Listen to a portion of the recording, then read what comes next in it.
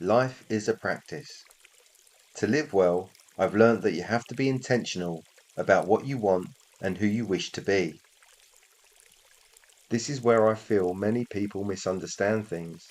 They see others achieving goals, moving forward in different aspects of their lives, and although it's never wise to compare ourselves to others, learning lessons is important. Many will call it discipline. From the outside, it can look like discipline. Routine, structure, consistency. It can appear forced too, of course, but from my experience, it feels very different. The words we use matter. They carry energy, and that energy shapes the relationship we have with our own lives. The term discipline can feel like force, like pushing against itself, like doing something you have to do, even when you don't want to. Over time, that can create resistance. That is not to say discipline is wrong. In many ways, it has its place, but for me, the shift has been in how it feels. Practice feels like something I return to, not something I have to force. So practice is different. Practice is softer. It is something you can return to again and again without judgment, not something you impose on yourself.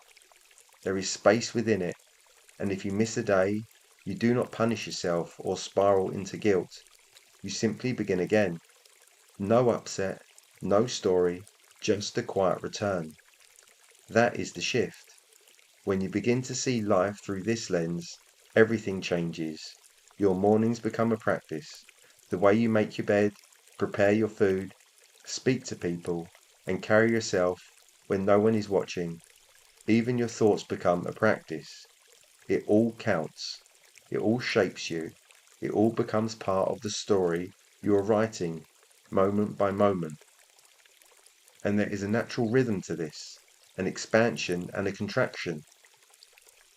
When you are consistent with something, when you return to it again and again, you begin to feel that expansion. You feel it in your body, your energy, your confidence, your presence. Something begins to open. There is an energetic shift.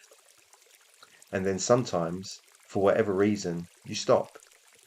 Not always consciously, not always intentionally. And with that, a contraction follows. You might not notice it at first. Day to day, it can be subtle, but when you return to the thing again, you feel it. You see that you are not quite where you were before. People experience this with exercise all the time. You train, you build, you feel stronger, more capable, then you stop. And when you come back, you realize what has shifted. That is the nature of it. And that is why practice matters, because practice is what maintains the expansion through consistency. It keeps you connected to what you are building, even when progress feels slow or invisible. Without it, contraction happens quietly. With it, expansion becomes your way of being.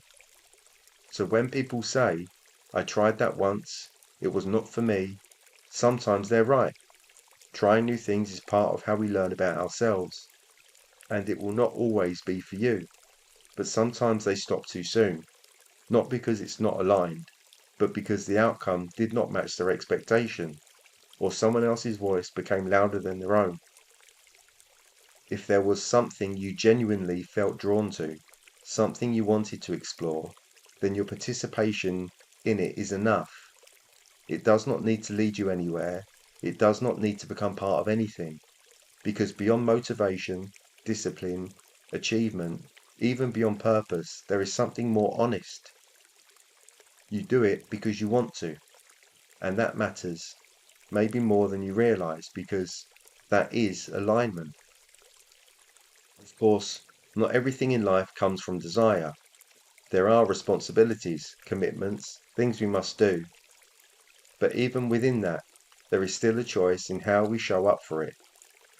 You are here to experience life in the way only you can. When you allow your life to be guided by practice, not pressure, not force, not expectation, you begin to honor that. That is you honoring yourself. And that is how you refine yourself, through repetition, through practice. You deepen through presence. You grow not by striving, but by returning again and again until it becomes part of you. And then something subtle begins to happen. People notice, not because you tell them or prove it, but because they can feel it, a shift in energy, your steadiness, your presence, your way of being. And in witnessing that, you give them permission to live that way too. So live it, not perfectly, just consistently, as practice.